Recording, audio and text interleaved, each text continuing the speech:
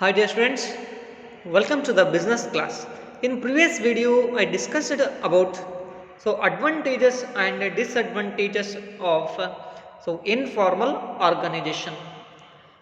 ಈ ಒಂದು ಮುಂಚಿನ ವಿಡಿಯೋದಲ್ಲಿ ಅನೌಪಚಾರಿಕ ಸಂಘಟನೆಯ ಅನುಕೂಲತೆಗಳು ಏನೇನಿದ್ದಾವೆ, ಅನಾನುಕೂಲತೆಗಳು ಏನೇನಿದ್ದಾವೆ ಅನ್ನುವಂತಹದ್ದನ್ನು ತಿಳ್ಕೊಂಡಿದ್ದೀವಿ. ಇವತ್ತಿನ ಒಂದು ತರಗತಿಯಲ್ಲಿ ನಾವು ತಿಳ್ಕೊಳ್ಬೇಕಾದಂತಹ ವಿಷಯ ಯಾವುದು ಅಂತ ನೋಡಿದಾಗ what is the difference between formal organisation and informal organization.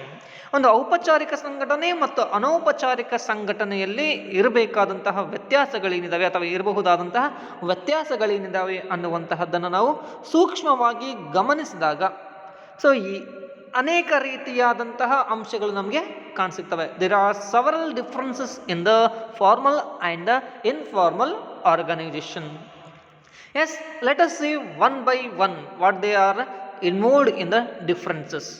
Yes, the first one is a meaning. ಒಂದು ಅರ್ಥವನ್ನು ನೋಡಬೇಕಾಗಿತ್ತಂದರೆ it is which one? Formal organization is what? Structure of authority relationships. It is a what? Authority relationships created by the management. Already you know. Formal organization meaning ಏನಾಗಿರುವಂತಹದ್ದು, ಸಾಮಾನ್ಯವಾಗಿ ಇದರಲ್ಲಿ ಏನಾಗಿದೆ ಅಂದರೆ ಅಧಿಕಾರ ಸಂಬಂಧಗಳನ್ನು ಹೊಂದಿದೆ. ಈ ಅಧಿಕಾರ ಸಂಬಂಧಗಳಿಂದ ಏನಾಗಿರ್ತದೆ, ನಿರ್ವಹಣಾಂಗ ರಚಿಸಲ್ಪಟ್ಟಿದೆ. ಯಾವುದರನ್ನ ರಚಿಸಲ್ಪಟ್ಟಿರುವಂತಹದ್ದು? ನಿರ್ವಹಣಾಂಗದಿಂದ ರಚಿಸಲ್ಪಟ್ಟಿರುವಂತಹದ್ದು. ಆದರೆ ಇನ್ಫಾರ್ಮಲ್ ಆರ್ಗನೈಜೇಷನ್ ಅನ್ನುವಂತಹದ್ದೇನಿದೆ, ಅನೌಪಚಾರಿಕ ಸಂಘಟನೆ ಅನ್ನುವಂತಹದ್ದೇನಿದೆ, ಸಾಮಾಜಿಕ ಸಂಬಂಧಗಳ ಜಾಲಬಂಧ. ಸಾಮಾಜಿಕ ಸಂಬಂಧಗಳಿದು ಏನಾಗಿದೆ, ಜಾಲಬಂಧ ಆಗಿದೆ. ಆಮೇಲೆ ಪರಸ್ಪರ ಸ್ಪಂದಿಸುವಿಕೆ. ಯಾರ ನಡುವೆ ಪರಸ್ಪರ ಸ್ಪಂದಿಸುವಿಕೆ ಅಂತಂದರೆ ಅಲ್ಲಿ ಇರುವಂತಹ ಉದ್ಯೋಗಿಗಳು, ಅಲ್ಲಿ ಇರುವಂತಹ ಯಾರಿದ್ದಾರೆ, ಉದ್ಯೋಗಿಗಳು. Yes, informal organisation is a social or network social relationship arising out of interaction among the employees. Yes, out of interaction among employees. It is the meaning of formal and informal. ಅದೇ ರೀತಿಯಾಗಿ origin R formation ಅಂತ ಏನಾದರೂ ನೋಡಿದೆ, simple ಆಗಿ ಕಂಪನಿಯ ನಿಯಮಗಳು ಮತ್ತು ನೀತಿಗಳ ಫಲವಾಗಿ ಉದ್ಭವಿಸುವುದು ಔಪಚಾರಿಕ ಸಂಘಟನೆಯಾಗಿದೆ. ಯಾವುದರ ಮೂಲ ಅಂದರೆ ಔಪಚಾರಿಕ ಸಂಘಟನೆ ನೀತಿ ಮತ್ತು ನಿಯಮಗಳು. Yes, on the basis of the rules and policies of the company, it is formed under the company's rules and regulation. Which one? Formal organization. Informal organization is a what emerges spontaneously as a result of social interaction. Social interaction. ಸಾಮಾಜಿಕ ಸಂಬಂಧಗಳಿಂದ ಜಾಲಬಂಧದಿಂದ ಆಗಿರುವಂತಹದ್ದು ಯಾವುದು ಅಂದರೆ ಅದು ತಟಸ್ಥವಾಗಿ ಅಥವಾ ತಟ್ಟನೆಯಾಗಿ ಉದ್ಭವಿಸುವಂತಹದ್ದು ಅಥವಾ ಸ್ಪಂದಿಸುವಿಕೆಗೆ ಯಾವುದಕ್ಕೆ ಸಂಬಂಧಪಟ್ಟಿದೆ ಅಂದರೆ ಅದು ಇನ್ಫಾರ್ಮಲ್ ಅಥವಾ ಅನೌಪಚಾರಿಕ. ನೀತಿ ನಿಯಮಗಳಂತ ಬಂದರೆ ಅದು ಔಪಚಾರಿಕವಾಗಿ ಕಾಣ್ತದೆ. ಅಲ್ಲದೆ ನೆಕ್ಸ್ಟ್ ಒನ್ ಅಥಾರಿಟಿ. ಅಧಿಕಾರ ಅನ್ನುವಂತಹದ್ದು ಇದು ಏನಾಗ್ತದೆ ಅಂತಂದರೆ virtue of position in management. ನಿರ್ವಹಣೆಯ ಸ್ಥಾನದಿಂದ ಉಂಟಾಗ್ತದೆ. ನಿರ್ವಹಣೆಯ ಸ್ಥಾನ ಅಂದರೆ ನಿಮ್ಗೆ ಗೊತ್ತಿದೆ ಏನಾಗಿದೆ ಅಂದರೆ ಇಲ್ಲಿ ಸ್ಕ್ಯಾಲರ್ ಚೈನ್ ಅನ್ನುವಂತಹದ್ದಿದೆ. ಆ ಸ್ಕ್ಯಾಲರ್ ಚೈನಿಂದ ಡೌನ್ವರ್ಡ್ ಬರುವಂತಹದ್ದು. ಅಥಾರಿಟಿ ಅನ್ನುವಂತಹದ್ದು ಏನಾಗಿರ್ತದೆ, ಡೌನ್ವರ್ಡ್ ಕಮ್ಯುನಿಕೇಷನ್ ಅನ್ನುವಂತಹದ್ದು. ಈ ರೀತಿಯಾಗಿ ಅಧಿಕಾರ ಏನಾಗಿದೆ, virtue of position. In informal organization, it is arise out of the personal qualities. ಇದು ವೈಯಕ್ತಿಕ ಗುಣಗಳಿಂದ ಉಂಟಾಗ್ತದೆ. ಯಾವುದು ಅಂದರೆ ಅನೌಪಚಾರಿಕ ಸಂಘಟನೆ ಒಬ್ಬ ಪರ್ಸನ್ನಲ್ಲಿ ಇರುವಂತಹ ಪರ್ಸ್ನಾಲಿಟಿ ಏನಿದೆ, ಆ ಪರ್ಸ್ನಾಲಿಟಿ ಆಧಾರದ ಮೇಲೆ ಅಧಿಕಾರ ಅನ್ನುವಂತಹದ್ದು ನಿರ್ಧಾರವಾಗ್ತದೆ. ಎಸ್, ನೆಕ್ಸ್ಟ್ ಒನ್ ವರ್ತನೆ, ಬಿಹೇವಿಯರ್. ಫಾರ್ಮಲ್ ಆರ್ಗನೈಜೇಷನ್ ಒಳಗೆ ಬಿಹೇವಿಯರ್ ಏನು, ಇನ್ಫಾರ್ಮಲ್ ಆರ್ಗನೈಜೇಷನ್ ಒಳಗೆ ಬಿಹೇವಿಯರ್ ಏನಿರ್ತದೆ ಅಂತಂದರೆ ಸಿಂಪಲ್. ಇಲ್ಲಿ ಫಾರ್ಮಲ್ ಆರ್ಗನೈಜೇಷನ್ ಒಳಗೆ as a rules or standards of as rules ಏನಿರ್ತದೆ ಆ ರೀತಿಯಾಗಿ ಸ್ಟ್ಯಾಂಡರ್ಡ್ ಬಿಹೇವಿಯರ್ ಇರಬೇಕು. ಯಾರ್ದು? Employee or worker. Employee or worker they behave on the bases of company rules were in the formal organisation. It is a behaviour, ಒಂದು ವರ್ತನೆಗೆ ಸಂಬಂಧಪಟ್ಟಂತೆ rules ಪ್ರಕಾರ ವರ್ತಿಸೋದು. So ಇನ್ನು ಅನೌಪಚಾರಿಕ ಸಂಘಟನೆಯೊಳಗೆ ಯಾವುದೇ ನಿಗದಿತವಾದಂತಹ ವರ್ತನೆ ಇರೋದಿಲ್ಲ, ಯಾವುದೇ ರೂಲ್ಸ್ಗಳು ಇರೋದಿಲ್ಲ. There is no set of behaviour pattern. There is no set of what? Behaviour pattern. So informal organisation ಅದಕ್ಕೆ ಸಂಬಂಧಪಟ್ಟ ರೂಲ್ಸ್ ಇಲ್ಲಲ್ಲ. ಸೊ ಹಾಗಾಗಿ ನಿಯಮಗಳಂತ ಎಲ್ಲಿರೋದಿಲ್ಲೋ ಅಲ್ಲಿ ಯಾವುದೇ ರೀತಿಯಾದಂತಹ ವರ್ತನೆಗೆ ಸಂಬಂಧಿಸಿದ ಮಾದರಿ ಅನ್ನುವಂತಹದ್ದು ಇರೋಕೆ ಸಾಧ್ಯನೇ ಇಲ್ಲ. Yes, the next one, flow of communication. Flow of communication.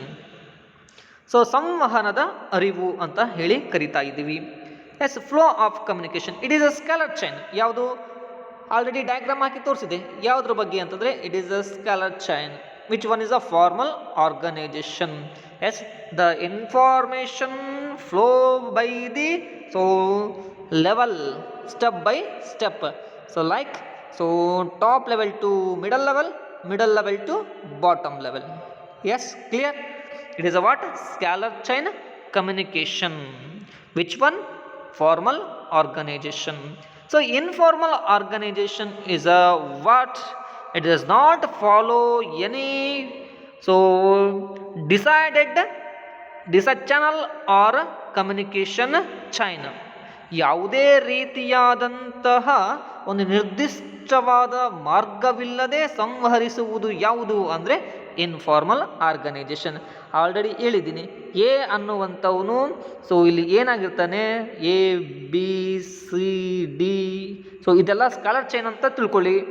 ಇದು ಡಿ ಡೈರೆಕ್ಟಾಗಿ ಎ ನಾವು ಕಮ್ಯುನಿಕೇಟ್ ಮಾಡ್ಬೋದು, ಅಥವಾ ಬಿ ಡೈರೆಕ್ಟಾಗಿ ಡಿ ಕಮ್ಯುನಿಕೇಟ್ ಮಾಡ್ಬೋದು, ಡಿ ಡೈರೆಕ್ಟಾಗಿ ಯಾರನ್ನು ಕಮ್ಯುನಿಕೇಟ್ ಮಾಡ್ಬೋದು, ಎ ಅನ್ನು ಕಮ್ಯುನಿಕೇಟ್ ಮಾಡ್ಬೋದು. It is a what? ಸರಿಯಾದ ರೀತಿಯಾದಂತಹ ಒಂದು ರೂಟ್ ಇಲ್ಲದೆ ಇರುವಂತಹದ್ದು ನಾವು ಕಾಣ್ತಾ ಇದ್ದೀವಿ ವರ್ ಇನ್ ಇನ್ಫಾರ್ಮಲ್ ಆರ್ಗನೈಜೇಷನ್ ಒಳಗ. ನೆಕ್ಸ್ಟ್ ಒನ್, ನೇಚರ್, ಸ್ವಭಾವ.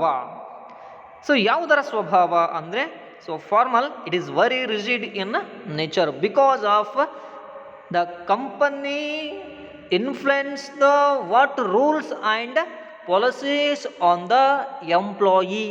ಇಲ್ಲಿ ಕಠಿಣತೆಯನ್ನು ಬಂದಿದೆ.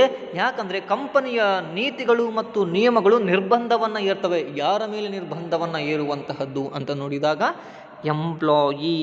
ಯಾರ ಮೇಲೆ ನಿರ್ಬಂಧವನ್ನು ಏರ್ತವೆ? ಎಂಪ್ಲಾಯಿ ಮೇಲೆ ನಿರ್ಬಂಧವನ್ನು ಏರುವಂತಹದ್ದು ನಾವು ಕಾಣ್ತಾ ಇದ್ದೀವಿ.